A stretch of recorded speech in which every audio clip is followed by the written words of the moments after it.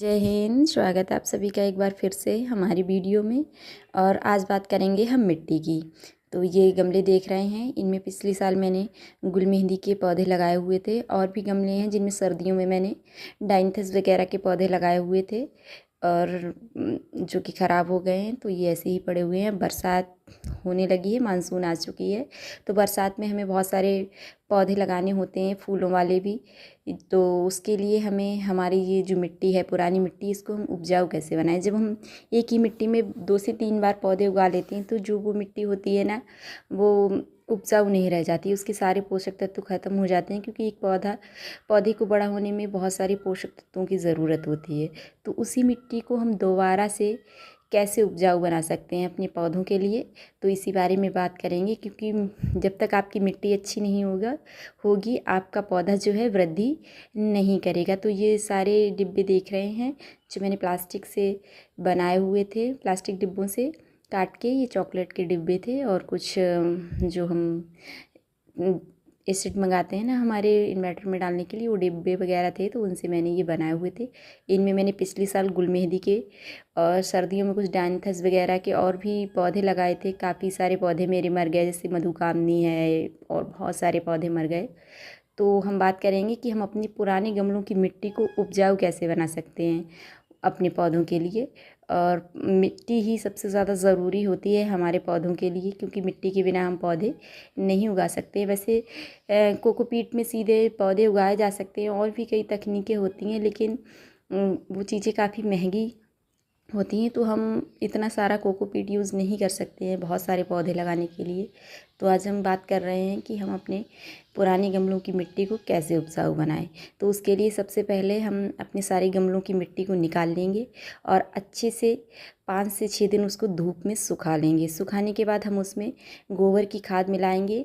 गोबर की खाद में नाइट्रोजन, फॉस्फोरस, पोटेशियम काफ़ी अच्छी मात्रा में होता है और उससे पौधे बहुत जल्दी प्राप्त कर लेते हैं, ग्रहण कर लेते हैं, और हमारे पौधों को बढ़ने में काफ़ी वृद्धि करता है। तो मेरे पास गोबर की खाद नहीं थी, तो ये जो देख रहे हैं आप, ये ओपलों के टूट फूट जाते हैं, उसके नीचे जो चूरा निकलता है, उससे मैंने इसे बनाया है गोबर की खाद को।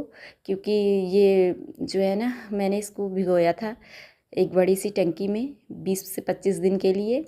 तो वो वाली वीडियो मैंने नहीं बनाई है। तो ये थोड़ा सही नहीं लग रहा था, तो मैंने सोचा इसको 4 से 5 दिन और मैं कर लेती हूँ। तो मैं इसे ऊपर ले आई और मैंने इसे, ये कटा हुआ ड्रम है मेरे पास, मैंने इसमें इसे डाल दिया है और 4 से 5 दिन मैं इसे इसमें रखूँगी। तो मैंने लेयर बाई लेयर थोड़ी सी मिट्टी डाल के, वो गोबर डाल के, जो उपलों का चूरा था, उसे मैंने रख दिया है। 5 से 6 दिन बाद मैं इसको निकाल लूँगी और तब तक ये अच्छे से बनकर तैयार हो जाएगी। काफ़ी हद तक ये बन भी चुकी है।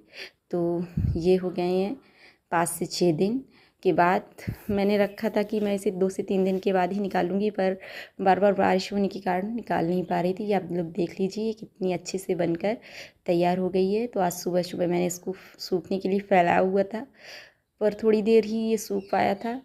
इसलिए इसे सुखाना ज़रूरी होता है कि जिससे कि जो कोई बैक्टीरिया वगैरह हो, कोई कीटाणु वगैरह हो, जो जिससे हमारे पौधों में फंगस वगैरह ना लगे, तो धूप दिखाना ज़रूरी होता है। इसीलिए हमने मिट्टी को भी सुखाया था, जिससे कि कोई जीवाणु वगैरह होते हैं, जो कीट पतंगे होते हैं, जो वो ख़त्म हो जाएं और हमारी मिट्टी सूखने के बाद अच्छी हो जाए, और उसमें जब हम पौधा लगाएं तो कोई फंगस ना लगे। तो इसे मैंने अच्छे से फैला दिया था, लेकिन फैलाने के बाद कुछ ये 30 मिनट तक ही सूख पाया था, और इसमें जो था ना, बारिश होने लगी तो मुझे इसे दोबारा से इकट्ठा करना पड़ा था। ये मिट्टी हमने ढक दी थी क्योंकि बारिश हो रही थी बार बार, और ये छत पे पड़ी हुई थी। तो मैंने इस सबको अब हम मिला लेंगे और अब हम बात करेंगे कि इसे हम उपजाऊ कैसे बनाएं। और आगे आप वीडियो में बने रहिए। तो भारत में कुल ना 8 प्रकार की मिट्टी पाई जाती है, जिसमें काली मिट्टी, जलोढ़ मिट्टी है ना, लाल मिट्टी, पीली मिट्टी, जंगली, मरु मिट्टी, कई प्रकार की मिट्टी होती है। उसमें से जो काली मिट्टी होती है वो हमारी कपास की खेती के लिए काफ़ी अच्छी होती है। हम उत्तर भारत में रहते हैं, तो उत्तर भारत में जो जलोढ़ मिट्टी अधिक मात्रा में पाई जाती है। जलोढ़ मिट्टी जो होती है नदियों के द्वारा बहा कर लाई जाती है, जो पौधों के लिए बिल्कुल भी अच्छी नहीं होती है। उसमें पौधे अच्छे से बढ़ते नहीं हैं। एक मिट्टी होती है दोमट मिट्टी, जो हमारे पौधों के लिए उत्तम मिट्टी होती है। उसमें 3 प्रकार की मिट्टी पाई जाती है। उसमें जो होता है रेत होता है और गाद होते हैं, थोड़े कंकड़ होते हैं बड़े बड़े, और चिकनी मिट्टी, तीनों चीज़ें समान मात्रा में पाई जाती है, उसे हम दोमट मिट्टी कहते हैं, जो हमारे पौधों के लिए काफ़ी लाभकारी होती है। तो बात कर लेते हैं हम अपनी मिट्टी की। और ये हमारी जो गोबर की खाद है बन चुकी है, तो मैंने इसको सारा भर के जो था उसी मिट्टी के ऊपर डाल लिया। अब इसमें हम एक एक करके सारी चीज़ें मिलाएंगे, क्योंकि ये सही से सूख नहीं पाया था, और वैसे कोई ज़्यादा ज़रूरत नहीं है, मिट्टी तो सूख गई थी, थोड़ा बहुत ये सूख भी गया था, धूप लग गई थी, पर जितनी ज़रूरत होगी उस हिसाब से मैं इसको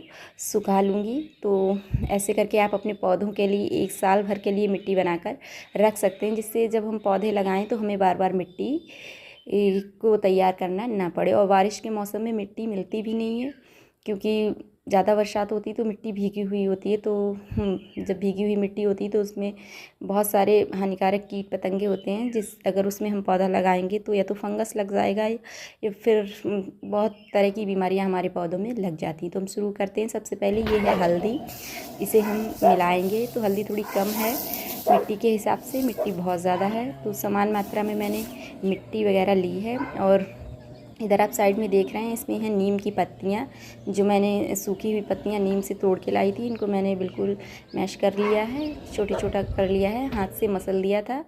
और ये है राख, ये लकड़ी की और ओपलों की राख है, इसमें पोटास काफ़ी अच्छी मात्रा में पाया जाता है। राख काफ़ी अच्छी होती है हमारे पौधों के लिए। जब गांव में हमारे जैसे पौधे होते हैं ना, जो सब्ज़ी वगैरह के होते हैं, या भैंस के लिए चारा वगैरह होता है, तो उसमें जब कीड़े लग जाते हैं उनकी पत्तियों पे, तो इस तरीके से हमारे गांव में यहाँ राख का जो ना छिड़काव किया जाता है उस पर, जिससे सारे कीड़े जो हैं हट जाते हैं। तो इसलिए राख हमारे पौधों के लिए बहुत अच्छी होती है। और हल्दी भी अच्छी होती है। नीम के बारे में तो आप जानते हैं ही, नीम काफ़ी अच्छा फंगिसाइड होता है, इससे हमारे पौधों में किसी प्रकार का फंगस नहीं लगेगा, कीड़ा नहीं लगेगा, और ये अच्छा फंगिसाइड का काम करेगा हमारी मिट्टी में।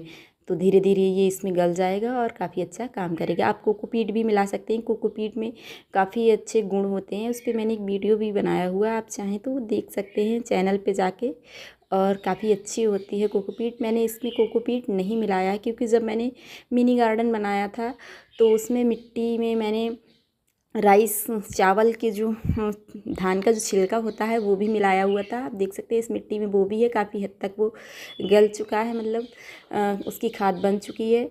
और कोकोपीट भी काफ़ी अधिक मात्रा में मिलाया हुआ था, रेत भी बहुत सारा मिलाया हुआ था, इसलिए मैंने कोकोपीट और रेत इसमें अभी नहीं मिलाया, क्योंकि वो इसमें काफ़ी मात्रा में है। तो सारी चीज़ें मैंने इसमें डाल ली हैं, और फावड़े की सहायता से अच्छे से मैंने इस सबको मिला दिया है। तो ये हमारी मिट्टी बन के तैयार हो गई है। थोड़ी खाद कम रही है, लेकिन पहले भी इसमें गोबर की खाद मिली हुई थी, क्योंकि वो मिनी गार्डन था, बहुत ज़्यादा दिन तक नहीं चल पाया था, तो उसको क्योंकि मैंने उसको सही से रखा नहीं था, जिसकी वजह से वो ख़राब हो गया था। तो इस तरह से हम अपने पौधों के लिए उत्तम मिट्टी तैयार कर सकते हैं। ये मिट्टी में आप किसी भी प्रकार के पौधे, जैसे सब्ज़ी के पौधे हैं, फल वाले, फूल वाले, कोई भी पौधे लगा सकते हैं। इसे मैंने काफ़ी अच्छे से फावड़े की सहायता से मिला लिया है। उसके बाद मैंने जब मिट्टी को भरा था तो हाथ से भी मैंने इसको एक बार अच्छे से मिला लिया था। अब ये हमारी मिट्टी बन के तैयार हो गई पोषक तत्वों से। और मुझे जब ज़रूरत लगेगी तो थोड़ा सा पौधे लगाते टाइम मैं इसमें कोकोपीट मिला लूँगी, और थोड़ी सी मैं इसे थोड़ी थोड़ी करके धूप भी दिखा लूँगी अगर बारिश नहीं हुई। और इस तरीके से हम, ये काफ़ी ज़्यादा हो गई, मैंने इसे 2 कट्टों में भरकर रख लिया है। और अभी हमारी मिट्टी, जब हम पौधे लगाएंगे तो बार बार हमें मिट्टी तैयार नहीं करनी होगी। तो इस तरह से आप भी अपने पौधों के लिए मिट्टी तैयार कर सकते हैं। अगर वीडियो अच्छी लगी हो, जानकारी पसंद आई हो, तो एक लाइक तो बनता है, और चैनल को सब्सक्राइब करना ना भूलें इस तरह की वीडियोज़ के लिए। और आप लोगों ने अपना इतना मूल्यवान समय हमें दिया, हमारी वीडियो को देखा, उसके लिए बहुत बहुत धन्यवाद। तो इस तरह आप अपने पौधों के लिए एक उत्तम मिट्टी तैयार करके रख सकते हैं, क्योंकि बारिश में हमें मिट्टी मिलना मुश्किल होता है, तो हम पहले से ही मिट्टी को तैयार करके रख सकते हैं। और मानसून आ चुका है, तो ये हम गार्डनर के लिए बहुत अच्छी बात है, क्योंकि इस टाइम ही हम सारे पौधे लगाते हैं, कटिंग्स लगाते हैं, जो हमारी काफ़ी अच्छे से चल जाती हैं। मानसून बरसात का मौसम काफ़ी अच्छा होता है कटिंग्स लगाने के लिए, जिससे हमारे कटिंग काफ़ी अच्छे से चल जाती हैं, और हम एक से बहुत सारे पौधे बना सकते हैं। तो हंसते रहिए, मुस्कुराते रहिए, गार्डनिंग करते रहिए।